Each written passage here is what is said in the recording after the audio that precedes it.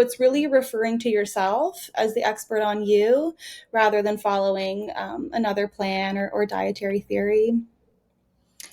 Within that, when you're working with clients, we all know what is nutritious, macro, micro for our body, what helps our cells, what enables us to grow and keep our brains healthy.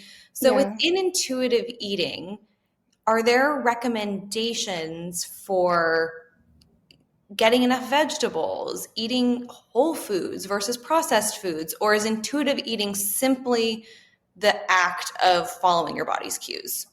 Yeah, it's very interesting. So, intuitive eating always includes gentle nutrition, right? So, it always includes an awareness of nutrition. My approach, the official approach in the book. But also, there are studies that show that intuitive eaters actually naturally eat a wider range of fruits and vegetables than people who don't identify as intuitive eaters. So it's very interesting. And, I've had all different clients. I've had people who love vegetables, who naturally eat them. I've had people who don't crave vegetables at all.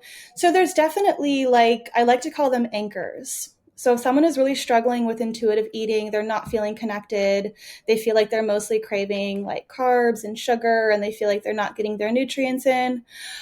I'll say, okay, cool. Like, let's put in an anchor where, regardless, like you get vegetables in a couple times a day.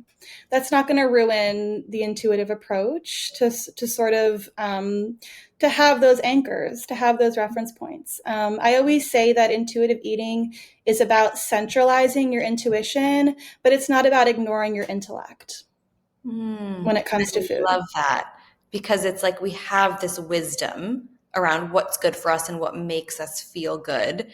And I Yeah. guess you're kind of discovering your body's cues. If you're not eating any of that, you're not really teaching your body how good that can make you feel too. So it's Yeah. definitely a delicate balance. And I could see how probably every person that you work with requires an individual plan to Yeah. achieve their own unique goals.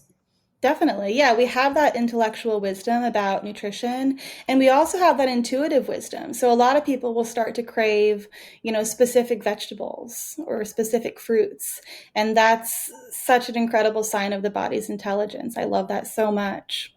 But Yeah. depending where someone's coming from, they may need sort of like training wheels, intuitive eating training wheels, so to speak, which is absolutely great. Yeah. What are some misconceptions about intuitive eating? So, related to what we just spoke about, a lot of people think that it means abandoning nutrition.